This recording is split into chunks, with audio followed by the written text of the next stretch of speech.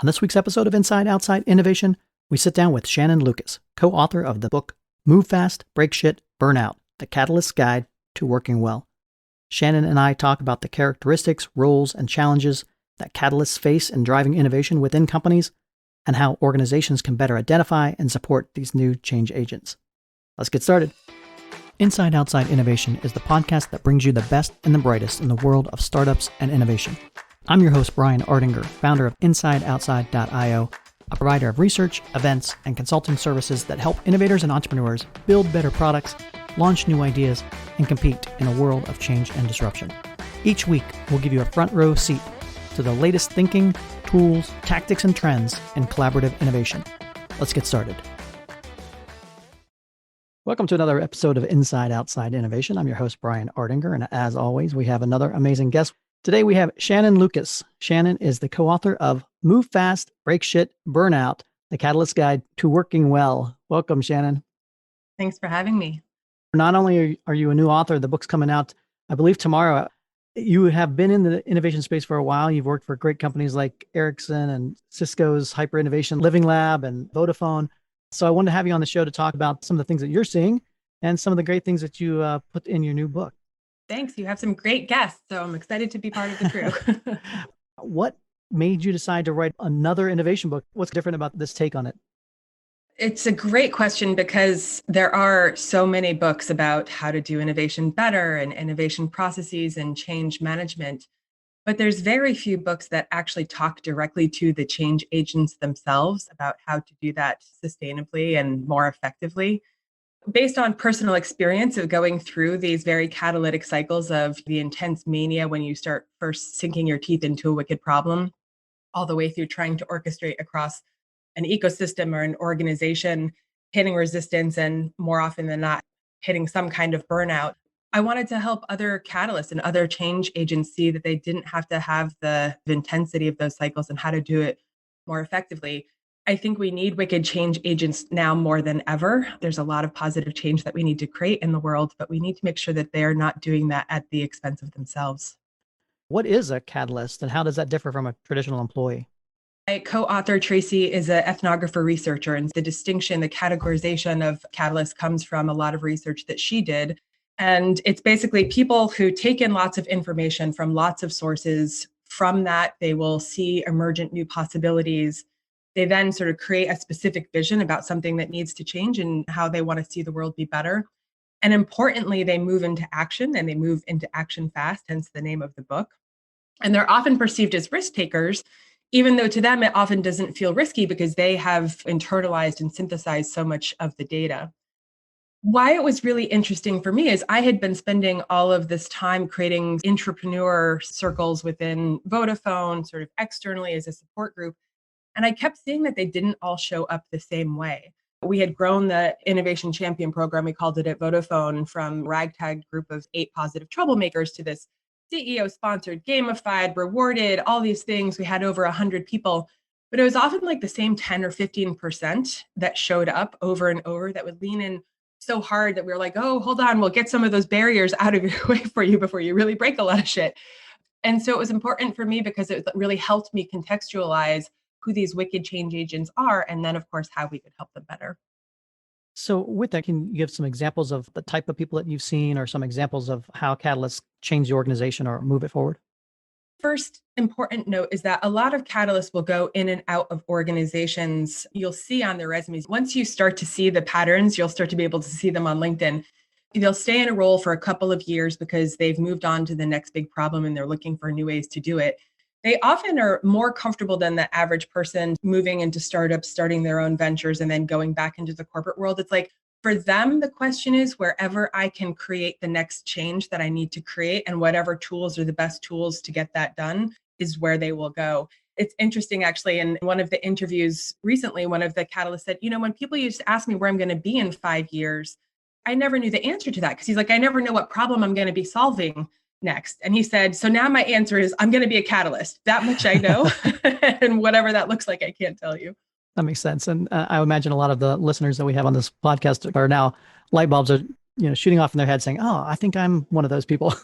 It's that curious and restless, we call it in our organization, that we're trying to find those folks that see things a little bit differently and willing to take action on that.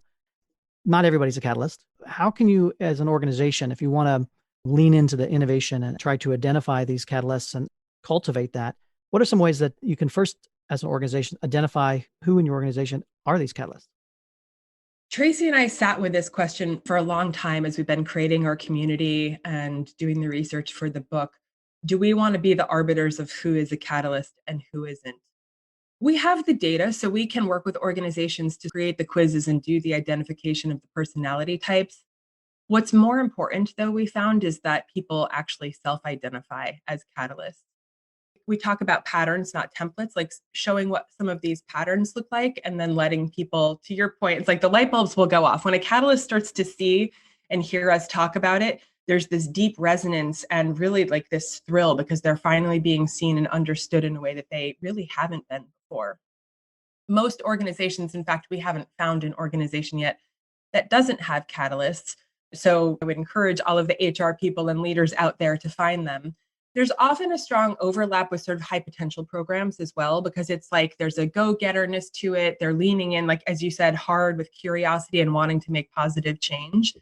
And then I think it's important to create a cohort of the catalysts in your organization because catalysts get a lot of energy being connected to the other catalysts because it's really frictionless. And in the rest of the organization, there's always friction because they're moving too fast and really hitting that resistance. And so there's this 10x factor when catalysts are connected to each other. And then, of course, there's a lot of support and training and development that they can offer that we help organizations with. The Ewing Marion Kauffman Foundation is a private, nonpartisan foundation that works together with communities in education and entrepreneurship to increase opportunities that allow all people to learn, to take risks, and to own their success. The Kauffman Foundation is based in Kansas City, Missouri, and uses its $2 billion in assets to collaboratively help people be self-sufficient, productive citizens. For more information, visit www.kauffman.org. That's www.kauffman.org.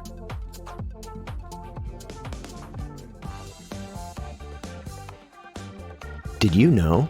The law firm of Hush Blackwell helps entrepreneurs turn passion and vision into viable business models.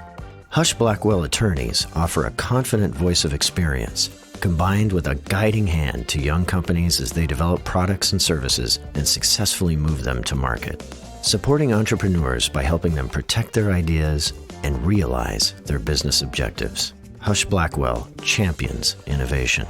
Learn more at hushblackwell.com/startups. Back to our show. I like that idea of letting it organically identify those people within the organization. One of the things we do at Nelnet is a monthly event called Spark. And the idea is to put a entrepreneur, catalyst, somebody on stage talking about some of the new things that they're building. And we find that that is a magnet for other catalysts within the organization to identify themselves as the person on stage and say, I can be on that stage talking about my project next month, things along those lines. And we found it really has been a catalyst to finding other folks within that organization that raise their hand and say, hey, I think I can do some different things within the organization and drive innovation. So I think that's right. And I would just say that usually when we go into an organization, it's either a catalyst or someone who is trying to cultivate this, like an HR person. But they know the next like 4 or 5 people once we talk to them about who a catalyst is. And like that's what we did at Vodafone as well. We started with those 8 positive troublemakers. And then to your point, there is a big marketing component to sort of building out these catalyst programs just to do the evangelization of what this looks like and how do you connect with them. But growing organically is a really strong go. Once an organization maybe has identified some of these catalysts and that, what can they do to support this type of behavior and type of individual? Well, we talked about the first one, which is connecting the catalysts. And important in that is giving them closed, safe space. Catalysts are unafraid or they're more comfortable with an iterative process. Let me say that. So they move from vision and action and iteration as an innate way of being in the world. What that looks like to the outside world would be that's comfortable with failure, although catalysts wouldn't necessarily describe it that way, right? But so by having that safe space, they can talk about the things that they've tried and what the lessons learned were and get the collective wisdom of the group. And catalysts will encourage each other to dream bigger and be really supportive. Beyond that, we actually talk about some very specific tools. So, in a catalyst journey, when they move from first trying to solve the problem, they're really good at connecting the dots and creating the vision. Where a lot of catalysts fall down or don't love, even if maybe they're good at it, is the orchestration part. How do you get the executives to understand or your team to understand what the vision is? We often feel like, well, we said it once, you nodded, don't you get it? And really, we talk about needing to repeat it over and over and over again so that people are really internalizing it and understanding how to support the vision.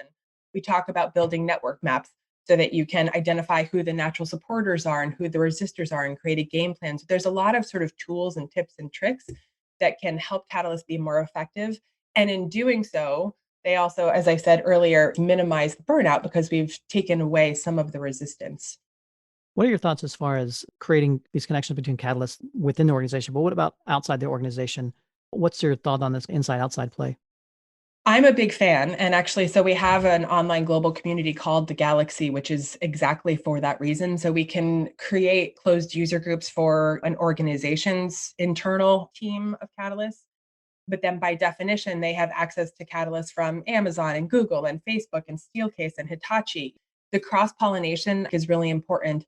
I mean, if you go back in terms of all of the innovation work that I've done of the last 10 plus years, I really started very early focusing on ecosystem innovation because I don't think that most companies can create the Do it positive all change that themselves. we need to Yeah. see in the world by themselves. But the brilliance is if you then connect these wicked change agents who have their finger on the pulse of what's going on in these highly innovative companies, again, it becomes probably 100x accelerator at that point. hmm A lot of our listeners would probably fall in this catalyst category. What can they do better to foster themselves and grow as a catalyst within organizations? Well, so I talked about some of the organizational tools, and the book is really dedicated to that. Once you do the self identification, the rest of it really is tools to be a more effective catalyst inside the organization, although it's also applicable for entrepreneurs. The thing that I would like to share, though, is it's hard being a catalyst. And when catalysts first connect with the community, often almost every week, we have someone sort of breaking down in tears or having this sigh of relief because while we wear the badge of disruptor and troublemaker as a badge of honor, it's not always intended that way when it's originally given to us. And what we've found is that catalysts can be really hard on themselves and they can internalize that feedback. I mean, we can become the lightning bolt or the lightning rod for resistance in an organization. So whether they're attacking our idea, which is sometimes like a little extension of ourselves, or sometimes just attacking us directly, it can be really hard and there can be actual trauma that's part of the catalyst experience. And so, what I would love to encourage all catalysts to do is to think about developing some of the resiliency skills to create the space to not let those things impact you as intensely as they might. And what we focus on are practices around mindfulness and self Hmm. compassion, because actually we interviewed a trauma specialist and that was her go to, which was very reassuring for me because that's been the journey that I've been on. The catalyst is probably more likely be working in ambiguity and uncertainty at a consistent pace. And that alone causes additional stressors than, I guess, a traditional employee that knows that this is the things I need to do to optimize my place in the world versus create something new. Are there particular tactics or skill sets or other tactical things that a person can be doing to manage that burnout? You hit on something really important is getting clarity as quickly as possible in terms of what the expectations are of your organization. If I had to go back and do anything over, that was always you cannot overdimension enough on getting clarity, making sure that your team below you, the executives above you, at least have some sense of buy-in because to your point, usually the KPIs, the incentive models, the goals aren't aligned to what you're doing because it's net new. And so if you don't have enough buy-in, that's when the resistance will come, even if it's the right thing to do for the organization. Tied to that is going on what we call first listening tours and then co-creation and then feedback tours. So when you're starting to do something, going around the organization and essentially speaking with as many people as relevant, I don't want to say as possible, to deeply understand what's emerging in the organization. And what you will get then is something that is tied to both the corporate strategy and everyone else's KPIs and goals and incentives, which will then give you a lot of momentum behind you as you start to move that forward. And then, as we talked about, once you have that vision, creating models and visual models a lot, the repetition and the clarity, it's just all about clarity, repetition and clarity. This is what we talked about. How do you feel about this now? This is the next iteration based on your feedback. How do you feel about that now? And then, as we talked about, making sure that you understand the lay of the land from a network perspective. Like, who do you absolutely have to have on board, and who can sit on the fence, and who are the detractors that you might want to avoid till the end or Yeah. maybe ever. And that iterative approach is so important, not only for creating new ideas, but again, managing the expectations as you Yeah. move the idea forward. Quite interesting. You've been in this innovation space for a long time in that. What are some of the changes that you've seen in the practice of innovation? What's been some of the good things that you've seen or some of the bad things that people have latched onto that shouldn't be used nowadays? Or what are the trends in that you're seeing in the innovation space? For better or worse, innovation theater is still very real, meaning companies like to talk about the shiny objects that they're doing, but it's not making any actual transformation in the organization. I think some of the good trends are data, and data is part of the process for that sort of action, the vision, action, iteration that most teams go through. I mean, that's design thinking, that's lean startup, that's everything. And just making sure when you're iterating that you're doing that based on real data. So I will say, even compared to 10 years ago, the amount of people who are actually going out and talking to customers or talking to stakeholders, sort of breaking down the fourth wall, that's become much more comfortable. And we started that at Vodafone. The salespeople were like, you cannot talk to my customer about things Right. that you don't know about. Like, that's not okay. And I think that design thinking has become so prevalent in the world that even the salespeople are on board with that. The entrepreneur sort of innovation champion thing, like finding the people across the organization instead of setting up these ivory towers of innovation, I see that as an important pivot too. And I think combined with those two things are actual learning journeys. So not just going out and talking to the customer, but going out into the real world. I mean, obviously that's harder this year than it has been before, and seeing how people are interacting in the ecosystem. And I guess the final piece, which is exciting, is the ecosystem innovation piece. Like, it used to just be that companies would try and solve their own problems by themselves. Right. And the recognition that we need more sustainable systemic solutions across the board, and that they can't do that in isolation. So that sort of co-creation, trying to figure out the IP, like, there's a lot of challenges behind that type of stuff, but just the recognition that we need it now more than ever. Well, I thoroughly enjoyed this conversation about all the things innovation, and I'm excited to dig into the book when it comes out this week. And what's the best way to do that? Yeah, the book is called Move Fast, Break Shit, Burnout, The Catalyst Guide to Working Well. You can get it on Amazon. And of course, you can find out more about myself and the company at catalystconstellations.com. Well, Shannon, thank you again for being on Inside Outside Innovation. Look forward to continuing the conversation in the years to come. Me too. Thanks. That's it for another episode of Inside Outside Innovation. If you want to learn more about our team, our content, our services, check out insideoutside.io or follow us on Twitter at the IO Podcast or at Ardinger. Until next time, go out and innovate.